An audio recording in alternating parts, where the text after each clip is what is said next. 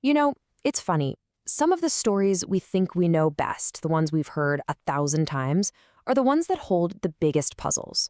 When you look closer, they raise these incredibly deep questions. So today, we're going to dive into one of those moments from the life of the prophet Moses, a single dramatic act of justice that goes tragically wrong and forces us to ask some fundamental questions about faith and human nature. And to help us navigate this, we're looking at a really detailed scholarly commentary on the Qur'an. We're going to use its analysis to peel back the layers of meaning behind this one event, an event that would go on to shape the destiny of a prophet. All right, let's jump right in. Okay, so let's set the scene. We're in ancient Egypt, a place of immense power, but also brutal oppression. And we're talking about a young Moses here, long before the parting of the sea, long before the Ten Commandments. At this point, he's a man not yet aware of the incredible destiny that's waiting for him. So, picture this. Moses is walking through the city, and he sees something that just stops him cold. One of his own people, an Israelite, is being mercilessly beaten by an Egyptian.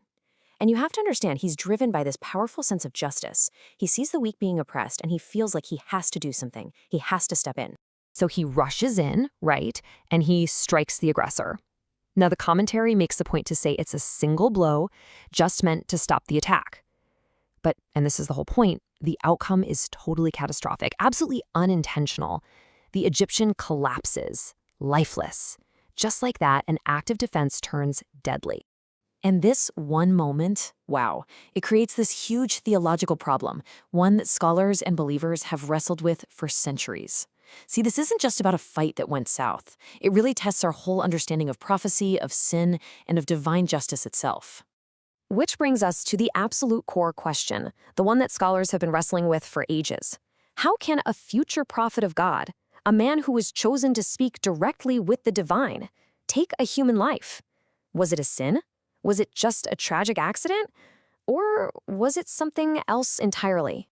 All right, so how do we even start to unpack this? Well, the commentary tells us to look at Moses' immediate reaction, his very first words after it happens.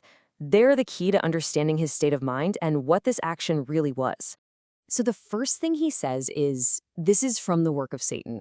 But, and this is super important, the commentary is really clear about what that means. He's not blaming Satan for his choice to step in. No way. He's blaming Satan for the chaotic, tragic outcome, for twisting a righteous impulse into a total disaster. Now get this. What's really fascinating here is the specific word the Quran uses for the blow. As you can see, it's waqs. Think a punch, a shove. It's not qatal, which is the word for to kill or murder. That distinction is everything.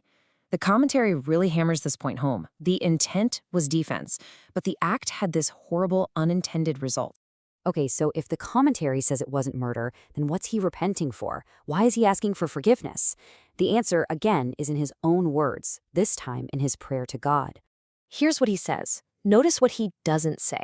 He doesn't say, "I've committed a terrible sin," or "I've murdered someone." He says, "My Lord, indeed I have wronged myself."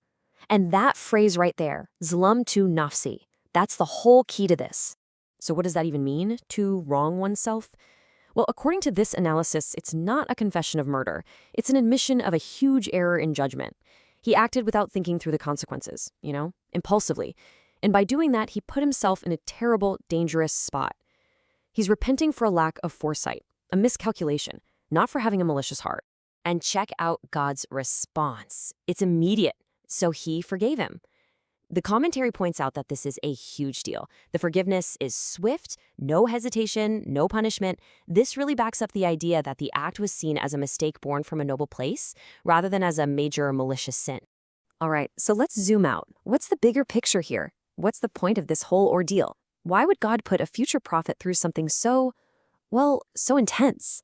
According to the commentary, there's some serious wisdom at play. This is where it all comes together. The story is this incredible lesson, right? First, it shows that even the most chosen people are still human. They can and do make mistakes. Second, it drives home a huge principle. Your intent matters a lot. It also redefines repentance. It's not just saying sorry for a sin. It's about owning a personal failing and correcting your course. And ultimately, God used this crisis to forge a leader. This moment of crisis was actually part of his training. And that really leaves us with a huge question, one that applies to all of us, doesn't it? In our own lives, when we try to do something good, but it ends up going horribly wrong, where does our true responsibility lie? This ancient story seems to suggest the answer isn't just in the outcome, it's in a sincerity of our hearts, in our intentions, and maybe most importantly, in our willingness to learn from it all.